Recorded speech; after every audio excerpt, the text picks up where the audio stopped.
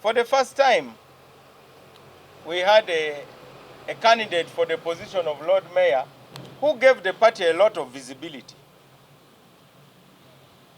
Again, because of the narrow-minded politics that I talked about, many of the councillors did not want to move with our DP candidate for Lord Mayor, just because she has the last name Mao.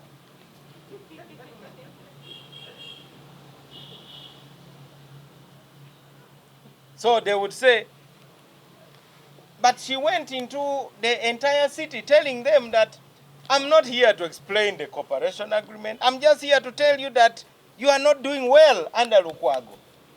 And that has nothing to do with Mao signing an agreement with President Museveni. So wake up and stop being stupid first and foremost. Be intelligent. Your roads are not well done. You don't have schools. Your markets have been given away to politicians. The market women have to sell on the pavements. Rent is too high. You, the traders, they are charging you in dollars. Those are the issues. But now you want to debate political cooperation between two political parties. First, you are not qualified to debate that topic. Secondly, it is irrelevant. It is now, if you go to my village and people are analyzing Russia and Ukraine, of what benefit is analyzing Russia and Ukraine war when all you need is fertilizer and good seeds and affordable tractors to come and plow your garden so you can pay fees to your children who hopefully will go to the UN and debate Ukraine and Russia. But you at your level, of what benefit is Russia and Ukraine? So you find a villager wasting all his time in the morning debating who is going to win between Russia and Ukraine.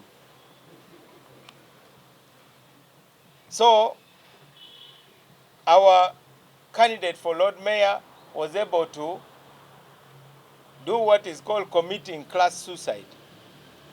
Despite living in London for over 30 years, she was like any common person in this city. She went to the markets, and she hasn't stopped. In fact, she's already doing what I've called everybody to do. Even today, she's going to the villages, distributing the balance of T-shirts she had printed. The other day, she was busy distributing sugar and soap to the elderly, which none of the so-called winners have even done. I saw the winner of the Lord Mayor race that now is meeting people from New York.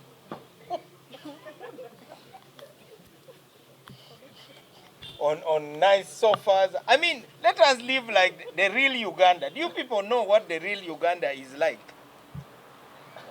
I think we are deceiving ourselves. She has ordered gloves. I think tomorrow a cargo plane is bringing thousands of gloves for the women who sweep the streets. Because these women are touching things which are giving them infections. That's what she discovered, and she's responding. She said, I can afford this. Let me bring the gloves. I may not be the Lord Mayor, but if I can give 15,000 gloves for the women who sweep the streets, that's okay. They don't even have to vote for me, but at least I will have done something good for my city. That's why her slogan was, your city, your say. But at least the pressure the DP candidate put led to the eviction of Arias Lukwago, which is a good thing.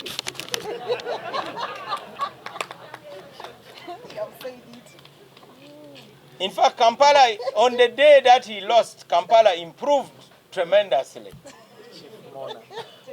Because Kampala needs leadership, not someone who is a specialist in mourning. So now, the DP brand is back in the city. The other candidates of DP didn't have any manifesto. Our only disappointment is the mystery of where the NRM candidate got the votes. Do you people even know the NRM candidate? I've not seen him in any media house. I don't even know what his issues are. But somehow, some votes were genetically manufactured for him, and he ends up as the #2 candidate. He never held any events. Sure. So definitely his votes must have come from some mysterious source. So DP has a duty to come back to Kampala and fight for this city. When DP was in charge of Kampala, the ordinary people thrived in this city. Rent was not being charged in dollars. But now you ended up with a Lord Mayor who pays allegiance to the rich, those who want prime plots of land.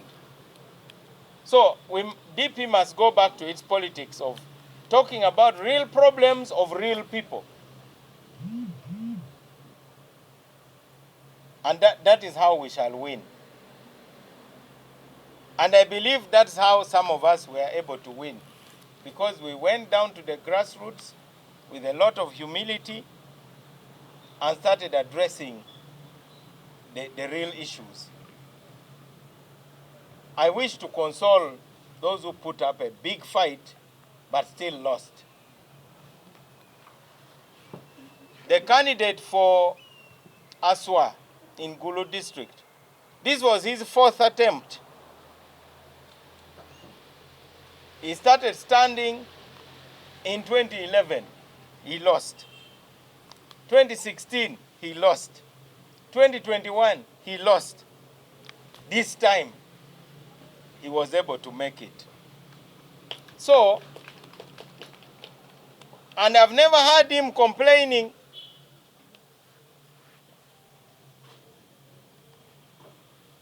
So take responsibility if you want to win next time.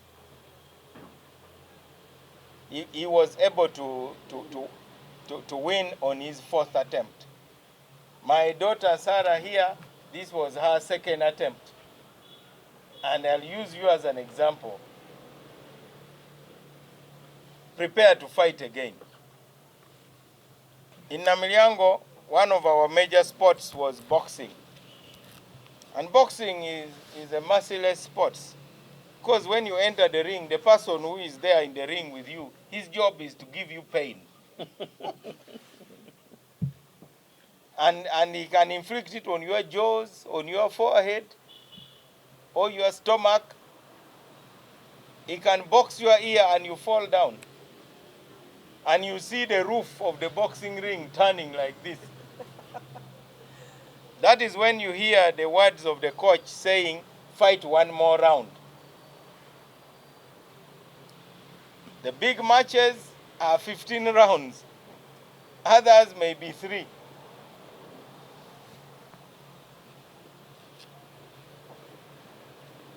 My first attempt in that boxing ring in Namilyango, which we used to call the pyramid, the first round was hell for me. First, they got a person who was much bigger than me, and he really gave me bad company. What saved me was that one of my gloves was torn, so it had a sharp edge. And when I sent a blow, it scratched him, so he started bleeding. So the match was stopped on a technicality. And I was declared a winner on a technical knockout. I don't think I was going to win that one. But not everybody is as lucky as Mao. I have my 9 lives. Others don't have the 9 lives of Mao. The election was a big test for our partnership with the NRM. And it showed that it seems only President Museveni values the partnership. The majority of his leaders don't seem to value the partnership. As you know, I also faced stiff competition from an incumbent member of parliament who was heavily funded. I also faced opposition in the constituency by an NRM candidate.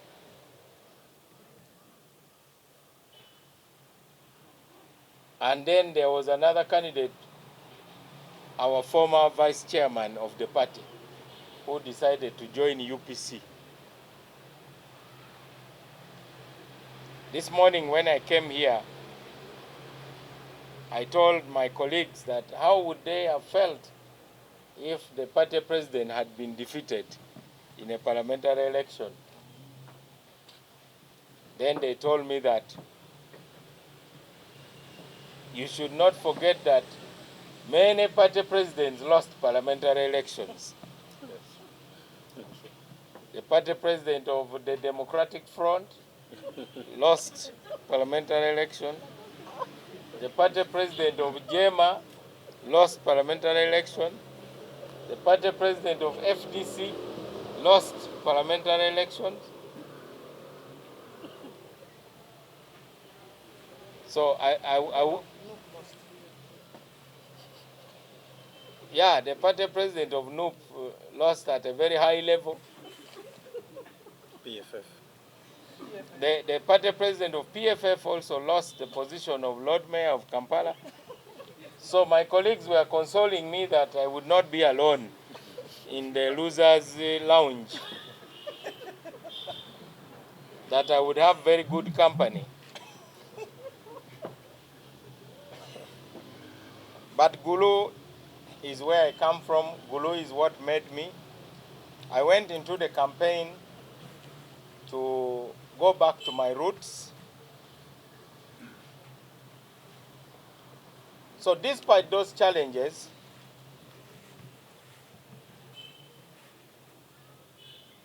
we were able to defy the false prophets who had said that DP was going to be relegated and would not even qualify to join IPOD, and that we would not even get a single member of parliament. Unfortunately, those false prophets claimed to be DP. I have come to the conclusion that Uganda now needs what I would call consensual democracy.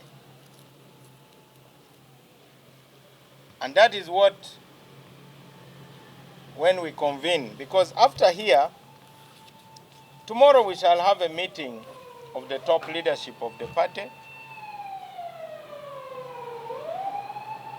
to approve the calendar of activities of the party.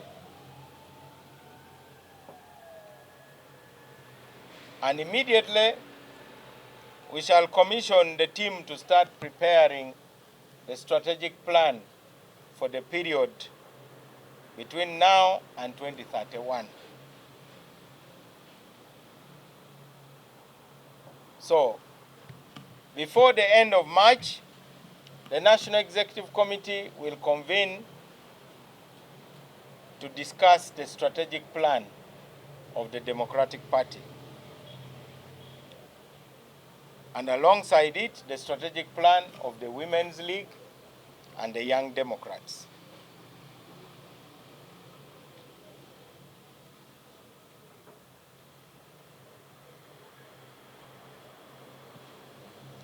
And then we will have to reconstitute the leadership of the branches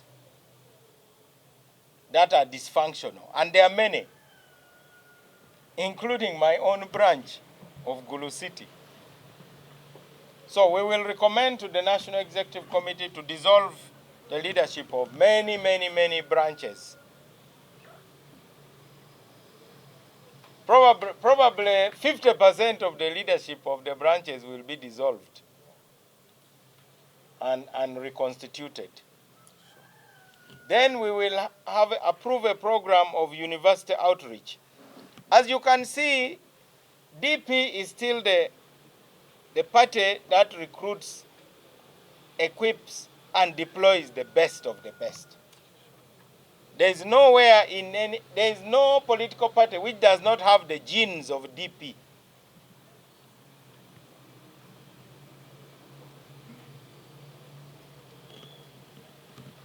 We still have the original stock of the best leaders.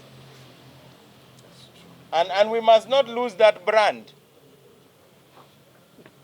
Even the candidates, when you hear somebody like Bale debating on TV, he's better than many of those who are going to be sworn in as MPs.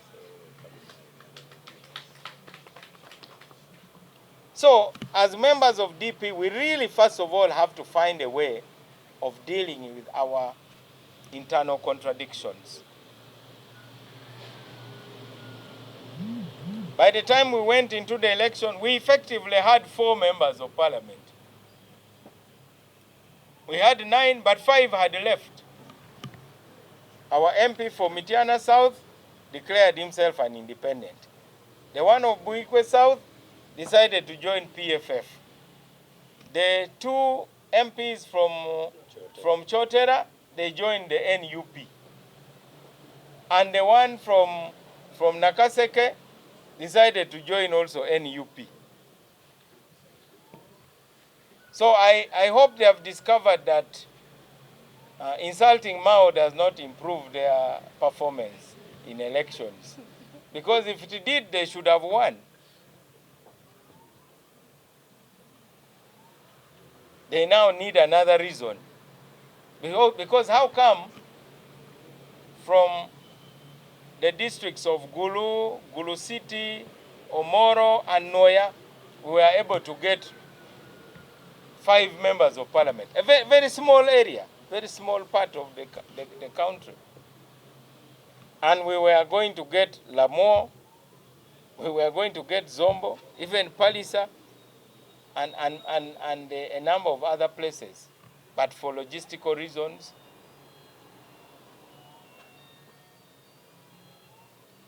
so DP should again provide leadership in articulating what we call consensual democracy.